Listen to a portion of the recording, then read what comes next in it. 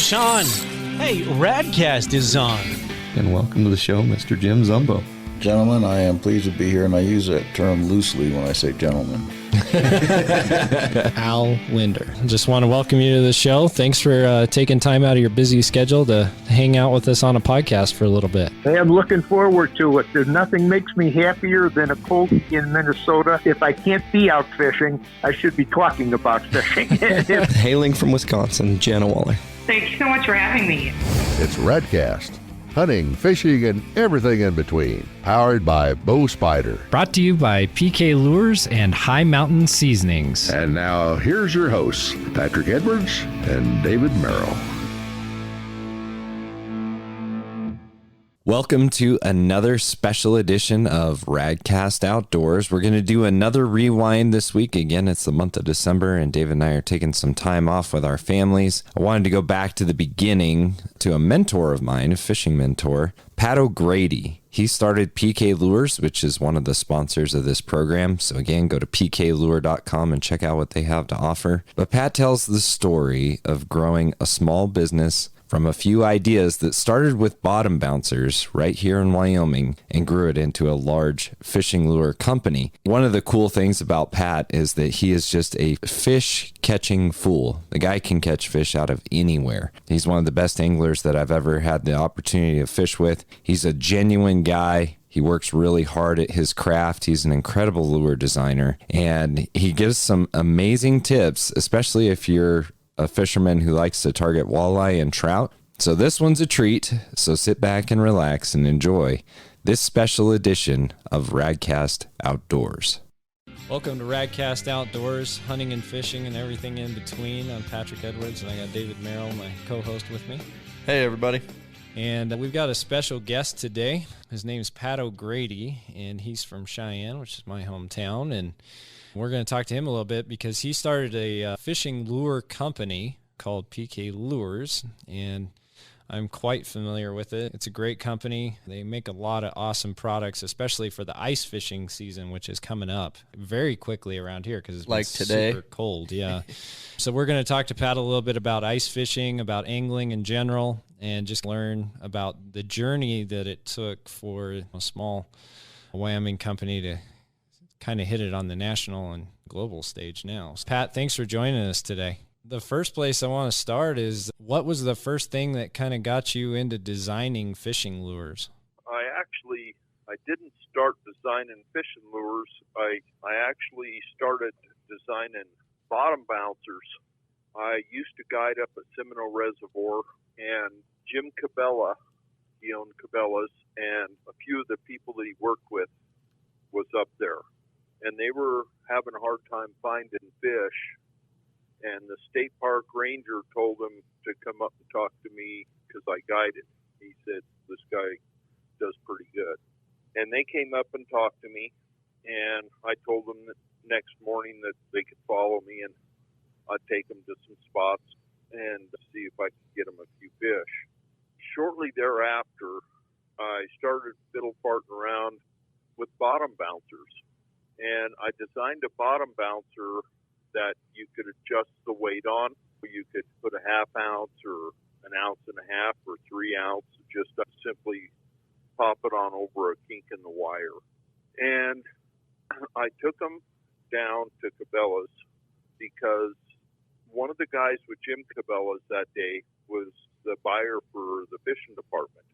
And I called him up and told him I had something I wanted to show him, and I took him down and showed him to him. So that's where the actual, I guess, designing of fishing products started, was right there. The lures came a little bit later. Actually, after I designed a pleated overshoe for ice fishing, and I took it down and showed it to Cabela's, and they took those also and did really well with them. And that was called what, the Ice Spider? Isn't that what it was called? Yes, Ice Spiders. Yes. Yep. So the people out there that know that have had a pair of those, they're quite amazing because I know midwinter that ice is slick, and It's nice to have something to help hold you on the ice. So I remember seeing those and knowing people that have had a pair. I never got to have one, but pretty darn effective. Pat, overall, guiding fishing, what's your take on that, being a fishing guide?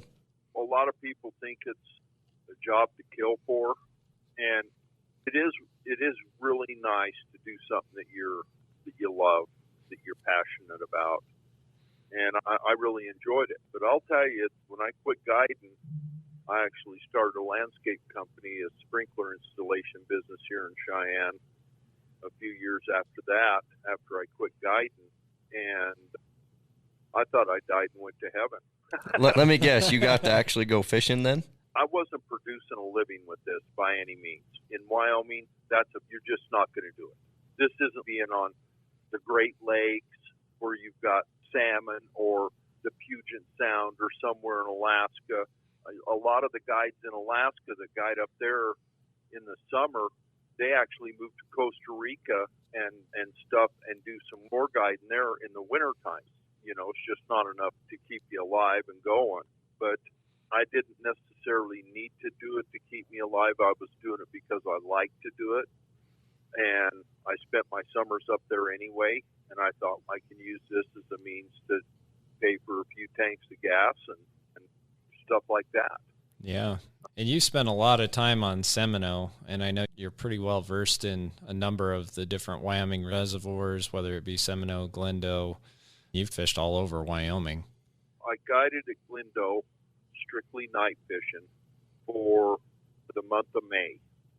That's all I did at Glendo, was just every May I would guide at night for trophy fish at Glendo. And then come the 1st of June, when the kids and stuff got out of school, we would move up to Seminole. And then I'd stay up there till usually around the second or third week October, depending on how nice the weather was to me. So as far as like fishing lure design goes, you've got a couple of products that I'm very familiar with and I catch a lot of fish on. I want you to just give us the background on the flutter fish, because that one's my favorite. If I'm going to take a spoon out and try to catch walleye or trout or anything really, even tiger muskies I've caught on them. Tell me a little bit about what went into designing the flutter fish and how you came up with that. I used to seine minnows up at Seminole because it got so expensive for night crawlers. Back then when I used to guide up there, the limit was 20 walleyes per person per day.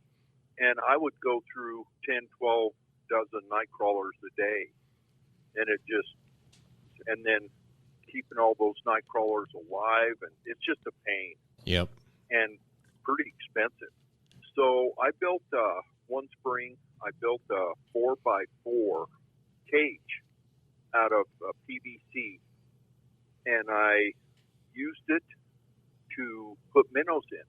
I had a lid with a lock on the top of it, and I would put it in the lake, and I would go out and seine the Emerald Lake shiners, and then I would bring them in and fill that thing up to where I had 4, 5, 6, 700 dozen shiners in there. And every morning I'd pull around and get in there and get 200-300 minnows out and go fishing. I would run those on worm harnesses, hook one in the lips with the first hook and hook one in the lips with the second hook, and run those behind the bottom bouncers, and actually did better on those than I did night crawlers. And it didn't cost me anything except for the time to go get the shiners. But those shiners were pretty hard to get until the water temperature got to a certain temperature, usually around 68 degrees, 68 to 70. And then you could go into the back bays of anywhere on the lake and round them up back there. You got to have a place that you can block them. And I think that's the same position for your predator fish and prey. Is you start getting out as, say, trout or a walleye and get out on suspended water chasing bait, you're going to spend 10 times more energy than you are going to get. So if you can, someplace you can trap them up against the wall or something like that, then you're a lot more effective. And I used to go out when the water temperature got right, and I'd have enough minnows to last a whole month. I mean, I could go out and I'd have 2 35-gallon live wells on that Lund Baron plumb. I don't think there was 3 gallons of water in them. And I'd do that a couple times and come fill that cage up, and I noticed how these minnows would react when they're hurt and stunned and stuff. And I used to ice fish Diamond Lake a lot when I was younger, and we laid on the ice and jigged lures, and I would watch the lures, the action of the lures, and we used Castmasters, crocodiles, KO wobblers, Swedish mimples, everything. And I watched the action of the lures and the action of the reaction to the lure from the fish, because back then there was a lot of a big trout in that lake, and they'd come in and move in on these lures, and it was really cool. And I seen those minnows for a number of years. Then I started fiddle farting with different blade designs and stuff to see if I could get something that would mimic what those Emerald Lake shiners would do when they were, say, stunned, because they would turn on their side and flutter down a little bit, and then they'd swim off a little bit and then flutter down a little bit again. You know what I mean? Mm-hmm. And I started messing around with trying to design something that would somewhat give me that kind of action. And I happened to make the first flutterfish and took it out in my hot tub and jigged it a couple times, and I said, this is it. This is what I'm looking for. So I made some up and started fishing with them, and that lure actually was the first lure that I ever caught my limit of walleyes on the ice in Wyoming. So, and I knew it was good. I knew from what I seen, the action that it was producing, that it was going to be good. We never know exactly how good it's going to be until we put it through the test.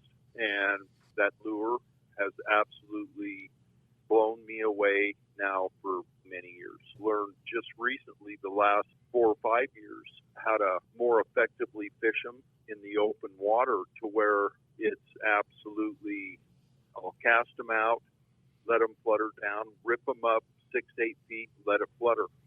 And I rip my rod vertical, 6-8 feet, let it down. I do that 3-4 times and reel it a little. And you'll always catch a few fish doing that, sometimes a lot of fish doing that. But I learned the last few years that I would cast it out, let it sink down to a specified depth, maybe a 10 to 15 foot. I put my rod tip right down by the water, and I pull it back 18 inches, take a reel of the handle, pop it, and I reel each pop in as I'm going. If you try that and see what that lure's doing, it's absolutely mind-blowing what that lure does. And I found that there's days when I do that, when I'm not hardly catching anything, and I do that, and it's absolutely crazy the fish I catch. I really like it. One of the things I can attest to, I went with you one spring to, it was either Crystal or Granite, I can't remember which one, right outside of Cheyenne there, and you were working one, and I was watching how you did it. And I kid you not, guys, in 5 minutes, he had a 5 or 6 pound rainbow, and then he had a nice lake trout. It was just like one fish after the other. And I've done that up here in this country. When you catch a bruiser rainbow trout that's mid 20 inch and 24, 25 inches long and smacks that thing, it's exciting. And it's pretty fun. I've also caught tiger muskies that way with that method that you're talking about, where you cast it out, you let it drop and flutter down to the bottom, and then you start ripping it up. And those pike and tiger muskies really like that presentation, and so do the walleyes. Every fish does. I went down to Cabo San Lucas with a couple friends, and we went out fishing this rocky reef called the Point. It's up the shore right out of Cabo, about maybe 3 or 4 miles. And I was casting big flutterfish in there. the 2.5 ouncers. Mm-hmm. And the charter captain was telling me reel faster. And I did that about 5 times. And I'd have, 8, 10, 12 fish chasing it. But none of them would commit. And after doing that about 5 times, I told him, I said, that's how you fish. I said, let me show you how I fish this lure. And I cast it out. We were probably you could see it was 25, maybe 30 feet deep. And I'd let that lure just flutter down like a wounded fish, and fish would come start looking at it right away. And I would give that thing a great big huge rip up and let it start fluttering down. And when I did that, it was fish after fish. I could not count the fish I caught that day, and I don't even know what half of them were. It's absolute blast when you're catching 6, 7, 8, 9 pound saltwater fish like that, and they fight like 25 pound freshwater fish. And I'll tell you, every action creates a reaction. So if you got something that's creating a good action, you're going to get a good reaction. Right. And one of the things I've found that a lot of walleye guys do that I don't do, but there's a lot that fish so slow that, and there's a time for it, but some people fish so slow that they just don't get those reaction strikes. And I feel like your lures, like the flutterfish and the PK spoon, they really get the fish to have that primal reaction of, I'm going to eat that. Yeah, it does. I was over at Wheatland 3. It's been 4 years ago, ice fishing. There was 4 of us, and I was actually fishing a 1/4 ounce PK spoon, no bait. I very seldom use bait ever on these things. And we had been catching some nice fish, 4 to 6 pound rainbows, and I got in about 8, 9 foot of water. I dropped that thing down, and I literally was ripping it 18 inches. And as soon as it would come to a stop on the downfall, I would rip it again. It was nonstop. That lure, I laid down and watched it, and that lure was going crazy down there. And I thought to myself, I knew what it was doing because I've always tested all this stuff in swimming pools. So I know what the presentation is doing before I ever put it in the water. That's one of the most important things that anybody can do is know what their certain bait or certain thing is going to do before they ever put it in the water. Therefore, got that imprinted in their mind, and it's one of the best things anybody can do to actually improve their fishing. So, Pat, it sounds like you're a fish hunter, not a fisherman, right? You're out specifically targeting this species this time and trying to get the biggest and the best, and it reminisces a little bit of my mind, too. I like to do a lot of waterfowling, do elk hunting, do turkey hunting, and a lot of times you're doing a vocal presentation. But I've noticed even in my fishing experience where you can have 2 fishermen, the same fly, the same stretch of river, and you've got one guy just killing it, and it's because that last 10% of effort to get that presentation just to the way the fish really want to accept it. What would you say is your go-to strategy to when you're struggling trying to find these fish? A lot of times I go opposite of what people would think. I was up at Canada fishing Last Mountain Lake with Tim Jenny, our sales rep up in Canada, and it was in 2000 and I think 12 or 13. And we'd been doing really good, catching 5 to 9 pound walleyes on the Red Dock Low, 1/4 ounce and 3/8 ounce PK spoons. And the fish they basically shut off. And we were fishing in a group of probably, I think about 12 guys were stretched out for maybe 75 yards on this break off this point. And the fish really, the bite was really good early, and then it started shutting off and basically turned off. And Tim, this guy is a good fisherman, okay? He actually just took 4th in the Vanity Cup up in Nipawin, Canada, and he's won it twice. and first place for that tournament's $100,000. So this ain't no slouch fisherman. He knows how to catch fish, walleyes. And as soon as these fish start really getting negative, he said, I was talking to him, he said, man, I'm going to size down, go smaller, and see if we can, because I can see the fish are coming in looking, but they're not biting it no more. I said, okay, let's see what happens. And he sized down, I think, to an 8-ounce PK or 8-ounce flutterfish. And I ran over to the truck and I started digging through there, and I grabbed a 3/4-ounce copper flutterfish, which is much bigger than what we were fishing with. Size-wise, it's three times longer and 10 times the action. And I started fishing that pretty aggressive. And what I had decided to do is I'm going to go big. I'm going to show the fish down there something that they can see from a long ways away. And if there happens to be a biter around, maybe I can get him into bite. When I'm going to walk this line of holes that we got drilled up through here for 75 yards and see what happens. I dropped that flutterfish down. I jigged it 3 times, and good 3 to 4 foot jigs, ripping that thing pretty good. And I get bit. 8-pounder. Reel that fish in, unhook him, throw him back, drop him, that lure back down, jig about less than 5 minutes, a 5-pounder. I caught 12 fish in 45 minutes on that lure, and the smallest one was that 5-pounder. Every one of them was from 5 to 9 pounds. And I was walking right in between these guys that were fishing with that smaller stuff and not getting bit. And when you start doing something like that, when you see how effective a presentation is like that, when most guys are saying, oh, they've shut off, we got to go smaller, I don't do that. When they shut off, my train of thought on it is there's got to be an aggressive, hungry fish still somewhere around here. So I fish a presentation that, a fish from 25 or 50 feet away can see.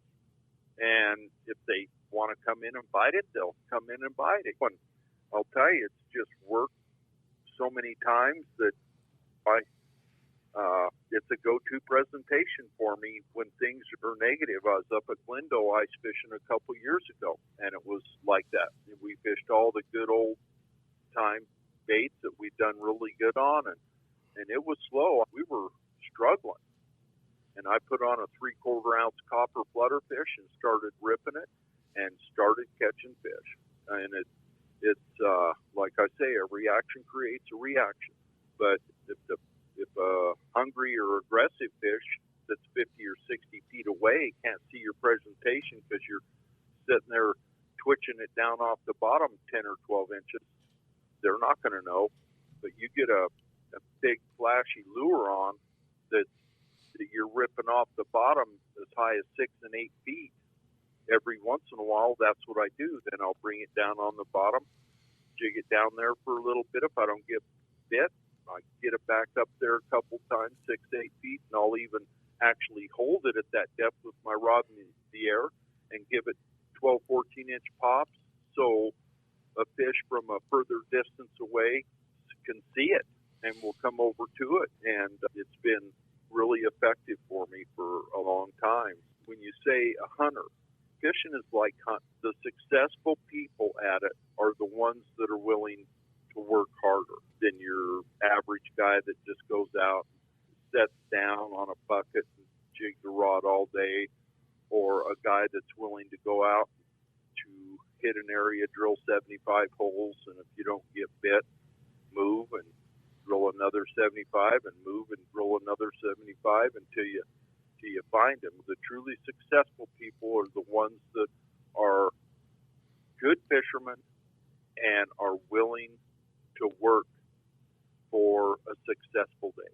So there's a quote out there that I've heard a lot, and I really like it, and it's 80% of the fish or game are harvested by 20% of the fishermen or hunters. And so do you want to be in the 80% or in the 20% where you're and it comes down to work ethic and working at it and really paying attention to, I can think of turkey hunting or archery hunting or even halibut fishing when I've been doing that. You'll watch people who are jigging 6-8 feet, really ripping that jig, and they'll catch a lot of halibut, but it's those smaller fish that'll leave the bottom and come take that bait. The big fish, if you really consistently want to stay on big fish, halibut bottom fishing, you want to be jigging, but those big fish are a lot more lethargic and they're slower. And so if you're jigging way up high, you're not going to get a big fish to come up fast. You're going to get a little one to come get it. So I agree with you, Pat. Yeah, and to go to your hypothesis about the small fish willing, and the smaller fish are much more willing to zip up to get something, to zip around to get something. The big fish it's like this. They're not going to use 4 times more energy to go catch something than they're going to get from that. But that knowledge and experience comes from being out there and learning that, right? And paying attention to how the fish react to your lure. Yeah, and how they react to, like I say, so many years of laying on the ice, watching these fish react to different presentations. It was very enlightening to me as far as my knowledge of basically a little bit about how a fish acts and thinks and stuff. So as you've grown as a fisherman, from that little boy sitting there watching these fish react till now, what's changed? How have you kept that spark of, some guys go down the road of, hey, I've got to chase bigger fish or more quantity. How have you kept that spark alive from that little boy sitting on the ice watching fish react? I don't know. I'd have to just say that, I believe personally that it's how God created me. It's just something that I've always been passionate about. There's been a drive that just drives me to always do better at fishing. When you talk about the 20% of the fishermen catching the fish, I always heard that it was 10% of the fishermen catch 90% of the fish. It's probably true with hunting also. Oh, I can remember chasing steelhead as a boy. I went with my dad in the Pacific Northwest, and a good weekend, we'd put 2 fish in the boat, right? They're a tough fish. I finally got in college hooked up with I call them fish hunters, not a fisherman, he's a fish hunter. And we did some days where we did 14 steelhead in the boat. And it's just phenomenal. He was dialed in on them. And that's another thing that your listeners want to never be too proud to ask somebody, because I'll tell you what, you'll go fishing, you might have a 12-year-old kid put it on. You go fishing, you might have a 75-year-old man put it on you. When you get too good to ask and talk and find out and share information, then you're as good as you're going to get. All right? The best you'll ever be is when you're willing to share what you have with someone else, and it'll come back to you. This isn't something that I just came up with, the Pat O'Grady way to catch fish. This is 50 years of trial and error and everything else.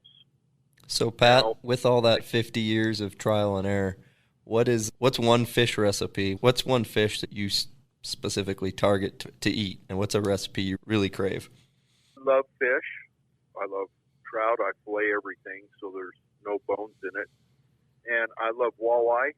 I've just recently been going up to Glendo and catching a lot of nice 12 to 14-inch crappie, and I really like those. Really. I used to deep fry years ago, but I don't anymore. If I'm having fish, I just basically fry it in butter, and I use nature seasoning. And I found a ground habanero peppers, and I like sprinkling a little bit of that on it. Now, I've been looking for it. I ran out, and I can't find any more, but I did come across some ground jalapeno peppers. Be careful when you're using it, because if you take a sniff, you're gonna be sorry. But I like sprinkling some of that on there. It gives it a little spice, a little kick, and that's basically how I do my fish now. I don't deep fry in oils anymore, and you can really tell when you don't do it, because the last 2 times I've eaten fish and chips out at restaurants, I got violently sick. I just cannot eat a lot of deep fried food. My body just don't act good to it. If I do fry, it's in olive oil or butter, and that's that. That's cool. But that walleye with a little of that jalapeno pepper. I did want to ask you about something that I had the pleasure of being affiliated with you back when this happened, but I remember early days of PK Lures, the struggle of getting it off the ground and getting people to actually notice you is really difficult in the fishing world, because you've got these huge companies that are just, they dominate everything. And I remember going to ICAST with you and just seeing how big some of these vendors are with the 80,000 square foot setup and different things like that. So I remember you mentioned Tim Jenny just a little bit ago. I remember him having a special catch that kind of helped spring PK Lures a little bit in the public's eye because of the catch that he made with that catch and release walleye. So I was wondering if you could just share a little bit about that, because David, my co-host here, he's launching a product himself. And so I talked to him a little bit about the big break that you had. So I was wondering if you could just tell a little bit of that story. I was up in Canada, and it was the first time I went. We were fishing Last Mountain Lake, and we were like catching these fish. It's incredible fishing up there. If anybody ever gets a chance, Last Mountain Lake or Tobin. I like Last Mountain Lake because it's 400 miles closer. But we were up and we were filming a commercial. We had a film crew from Wisconsin come up, and second day, Tim hooked a fish and flipped the camera over on it. We're filming this whole thing, and lo and behold, he reels in a 14.5-pound, 33 3/4 inch walleye. It was not a world record catch and keep, because that was 17 pounds, a few ounces out of Tobin, but we released it, and we had all this on video. We started looking at it when we were done fishing, and I was on my way home from Saskatchewan, and Tim called me up and he said, because we measured it, they don't go by weight. Catch and release don't go by weight. It's just simply length. And he called me and he said, this thing is a world record catch and release, Pat. I said, really? He says, yeah, I'm going to submit for it. And I said, wow. I told him, I said, that don't surprise me, because that was a big fish. And I got off the phone after talking with him for a few minutes, and I called Al Linder. I'm friends with Al. I guided Al and Jim Linder. I've taken a lot of the people with In-Fisherman fishing, and I called Al Linder and told him. I said that I was just up at Last Mountain Lake in Saskatchewan, and Tim caught this fish. We got it on video, that we were filming a commercial, and that it's possibly a new state or world record catch and release. I told Al, I said, Tim's going to submit for it. We can't claim it yet because it isn't until his certificate's been given. So I told Al, I said, do me a favor, and we don't want it going out on the airwaves or nothing, because we don't know for sure until he gets the certificate. And by the time I got home, from east to west, the word was out. Al had made a couple calls with the Freshwater Fishing Hall of Fame and talked to the people, told them what happened, and they said, oh man, if they got it videoed and everything else, it's a world record catch and release. So that's actually what made PK really known, mostly in Canada, and a lot in the U.S. too, but mostly in Canada. Our sales the next year up in Canada exploded. We're still working on it down here. I actually sold PK 2 years ago to a fish nut in North Dakota, and I'm still heavily involved with him as a designer. And basically the struggle of basically about wore me out. So you're on the sunset of the entrepreneurship cycle, right? You were a designer, then an inventor, then the entrepreneur, then the small business owner, and then you grew it to a point where you sold it. As that journey, as if you could give advice to somebody else, sounds like it wore you out, but would you do it again? I would do it again, but I would prefer it not to be in 2009, right after the worst financial collapse in the history of this country. If we could have done this 20 years ago, things would have been much, much easier. I don't want to give people out there the illusion that this was easy, because it truly isn't. It's not easy. You're going into the ring with literally dozens and dozens of Mike Tysons, Rapala, and so many big, powerful companies that these people do not want to lose 1 square inch of their shelf space to anybody. And it's a very difficult thing to do. I don't want to give anybody the illusion that it's going to be something easy to do. It's not. But I'm not a young man anymore, and I know this, that anything really truly worthwhile in this life does not come easy. It's just like going out and catching the fish. If you're the kind of fisherman that goes out and sits on a bucket and drills 6 holes a day, then I would say don't ever try this, because if you're not willing to go out and drill 300-400 holes a day to find them, to seek and find what you're after, then it's going to be a very difficult thing. But if you're the type of person that you're willing to put some work into it and gifted in the business realm better than I was, because to be honest with you, that's where I've always been lacking, is the business end of it. Okay. I was an okay designer, and I knew how to design things. I knew I could envision something in my mind and then bring it to life. And I was really good at that, but I wasn't good at managing, but I didn't like it, you might say, of managing bookkeepers and bankers and shippers. And that wasn't, I could do it, but it wasn't something that I was really good at, because it wasn't something that I really liked. So somebody that's gifted in that way, if they get their hands on the right products, they could probably do wonders with it. The guy that I sold this company to, he's a fish nut. That was one of the main reasons I sold it to him, was just his passion for fishing.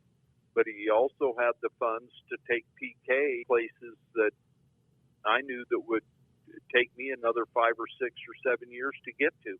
And I'm 66 years old. I didn't want to wait that long. I sold it, and I'll tell you, I'm at peace with it. I enjoy my life now. I get to go fishing when I want, with people who I want to go with, and test out new things. And it's just, everything has come together at a particular time. It wouldn't have come together if things wouldn't have worked out for us with that world record catch and release that Tim caught.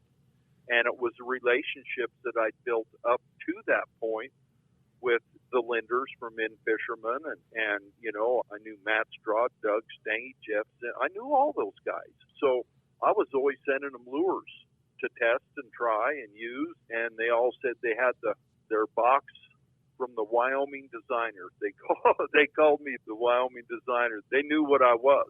They surely weren't calling me the Wyoming businessman.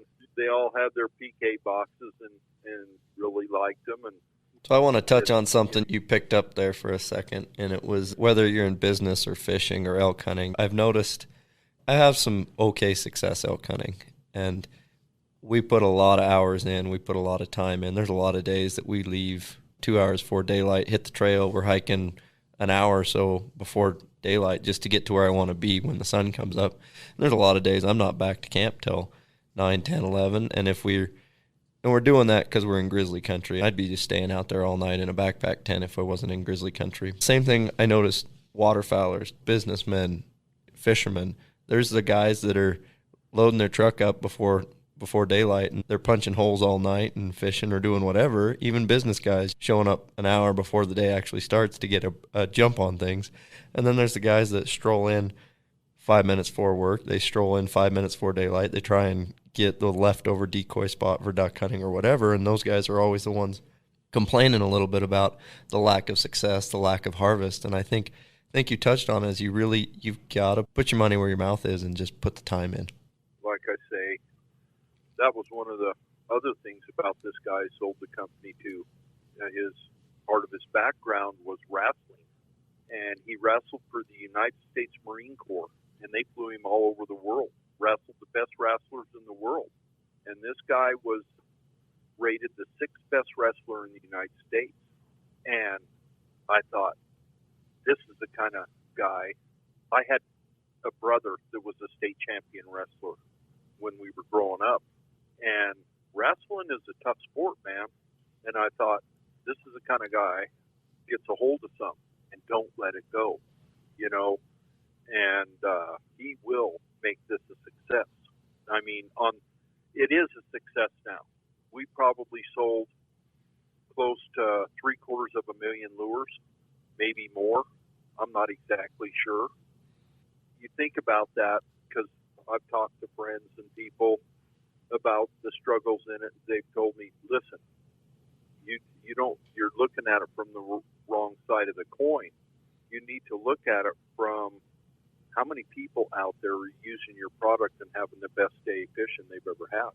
Hundreds, thousands. That's a success story, and it is. But when you're in business, success comes on different levels, and I've never felt that we weren't successful on that level. But like I say, when you're going into the ring with a company that's doing $700 million a year in business, and they oppose you, it isn't easy. And that isn't just the fish and tackle industry.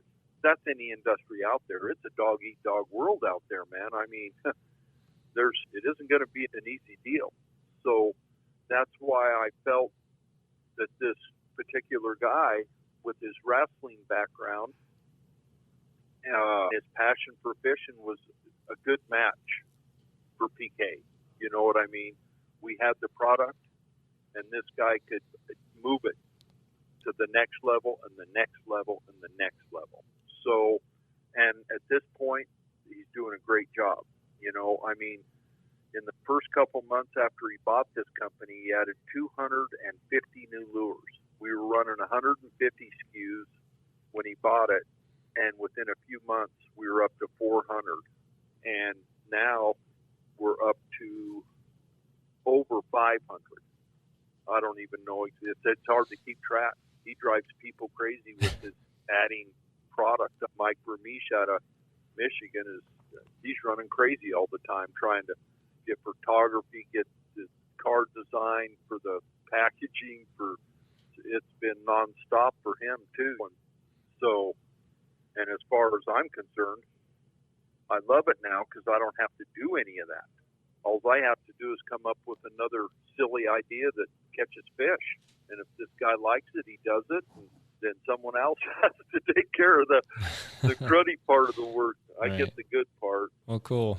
Yeah, and Pat, we're going to wrap this thing up here, but I want to definitely give you an opportunity to tell people about how they can get a hold of these lures. I can tell you, just as a personal testimony, over the last 10 years of using these lures, whether it be the crankbaits, the jigs, the spoons, they are all very effective. And I like buying something that I know is designed by somebody here in Wyoming, somebody that's down to earth like you are. And so if you could just share for just a second how people can get a hold of these lures, that would be awesome. I know that, and you'd probably know better than I do, Rocky Mountain Discount Sports in Riverton. Yep. Are they in there still, Pat? Yep, they've still got some, and Sportsman's warehouses across the state have them. So there's some places you can buy them from for sure. Yeah, there's half a dozen retail outlets in your part of the country that, you know, that a guy would work with up there. I know that We got an online store. It's PK Lure, and guys can check out new product there. And I know the new owner, because money isn't much of an issue with him. I really had to watch the dollars pretty carefully when I owned the company and was doing it. We had a budget that we were working with every year, and this guy has a lot more funds to work with than we do, and he actually came out with what was the first tungsten lure, and last year came out with a 16-ounce tungsten predator, and it's a little itsy-bitsy thing, but it's weighty. Mm-hmm. And he did that thing, and I would have never done it, Pat, to be honest with you. I just didn't have the funds to work with to make something like that. Tungsten is very expensive. And he brought those in, and I don't know how many, I think 1,000 of each color. And I was saying to myself, man, it's going to be a while before he sells these, because they retail, they're pretty pricey, but anything in tungsten is. And he's completely sold every one of those, and he is now next year going to be coming out with an 8-ounce tungsten predator. He, in another couple weeks, going to have a rattle spoon. He's making rattle spoons in quarter and 3/8-ounce PK spoons that got rattles in them, and it's hologrammed on one side and painted on the other. These lures are going to be killer diller.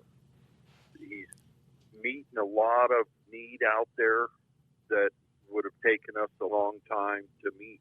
When you're running 500 SKUs and your minimums on each lure is 500 when you buy them, you're talking a pretty good chunk of change to place an order. You know what I mean? Yep. And I can tell all the anglers here that fish Boyce and Lake Kameawait or Bass Lake that those little 16th-ounce tungsten predator lures are absolute killers. There was a young man went to CWC here named Ben that was slaying the 15-inch crappie with them, and there were other guys just really hammering the perch with them this last winter. Yeah, they're incredible lures, and they are weighty for such a little lure. You wouldn't expect it, but they're quite weighty and they're very effective. But Pat, I just want to say thank you very much for coming on the show today. Again, it's just such a cool thing to talk about fishing success story from Wyoming. I know a lot of people played into that, and I just really appreciate you taking the time to spend some time with us and talk about it and talk about what it takes to do that, and we appreciate it. Pat, I got one final question for you before we let you get out of here. If you had to pick one season, one species, one place to go, what would it be? Man, that's a hard one, guys. Most people be able to come up with an answer for that fairly quickly. I love trout fishing.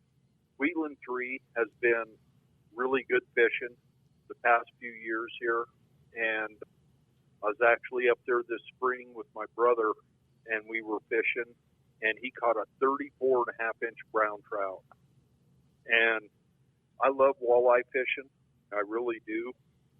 But let's face it, guys, there's no walleyes that bite like 7-8-pound rainbows. That's a fact. And it's so fun and exciting when you are catching fish like that. One of my biggest passions is ice fishing. I love to ice fish. But as I get older, it gets harder. I'm not doing like I used to do. I've just slowed down quite a bit.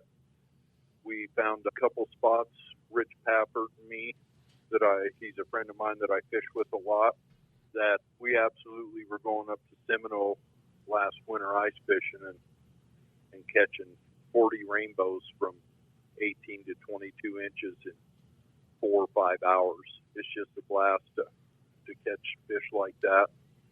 And it wasn't too far from where we had to put in. It wasn't like we were running across 15 or 20 miles of ice to get to it. I'd have to say something like that. You know, you don't have to haul a boat to get to it.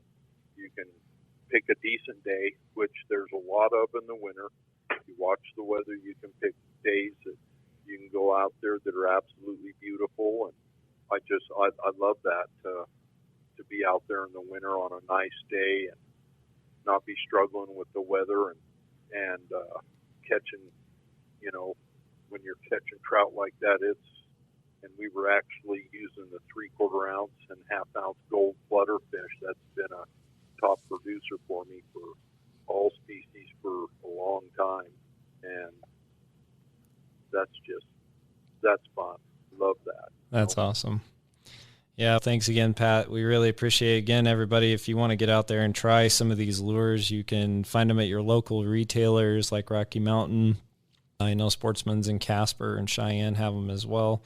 And then, of course, pklure.com. You can go there and check them out. You can also check them out on Facebook. Again, Pat, thank you so much for visiting with us today, and we'll look forward to talking to you again sometime.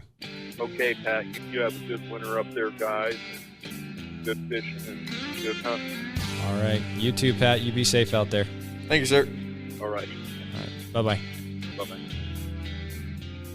All right, so this week's recipe is from the legendary Pat O'Grady, the guy who founded PK Lures. Pat was on our show recently and was sharing one of his favorite ways to cook white meat fish. So like if you've been out there and you've caught walleye, crappie, perch, something like that, bluegill, he shared this recipe. So it's pretty simple. All you're going to need is a good skillet. So I know I prefer a cast iron skillet. You're going to want some butter. You're going to want some jalapeno pepper seasoning and some salt and pepper. And all you're going to want to do on these whitefish, they don't take very long to cook, is you're going to want to heat your skillet up. You're going to drop that butter in there, get it melted. You're going to drop that fish on there on top with the seasoning on it. And then you're going to cook it for about a minute or two on each side. And just to whatever way that you prefer to have that fish cooked.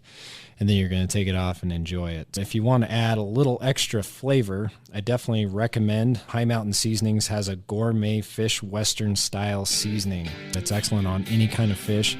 I like it on whitefish particularly, so you can get that on their website or at your local retailers. Thanks again for listening to the Radcast Outdoors podcast. We hope that you've enjoyed the show. If so, please go to Apple Podcasts, Spotify, or wherever you're listening to this podcast and subscribe, share, and give us a 5-star rating, which really helps other people find the show.